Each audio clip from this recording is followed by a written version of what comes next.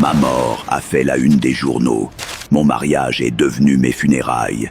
Et la femme que je devais épouser, elle portait du noir au lieu du blanc. Son visage était partout. Michael Stone, présumé mort, les équipes de secours doutent que son corps soit retrouvé. À l'écran, Tony se tenait à côté de Lisa.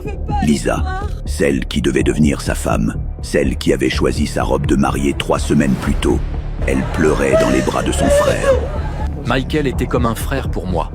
Dit Tony, la voix brisée. Je vais gérer son héritage. C'est ce qu'il aurait voulu.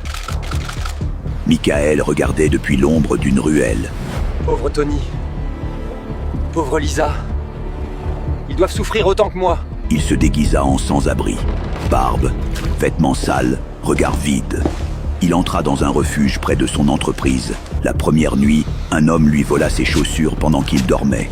Il ne se défendit pas. Michael Stone se serait battu, mais Michael Stone était mort. David n'avait rien à protéger. Une travailleuse sociale s'approcha de lui le lendemain matin. Comment tu t'appelles? David. J'ai tout perdu. Elle s'appelait Selena. Elle lui sourit sans pitié, sans jugement. Ce soir-là, la nourriture manqua.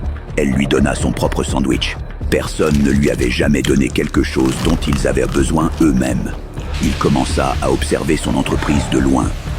Et quelque chose le troubla.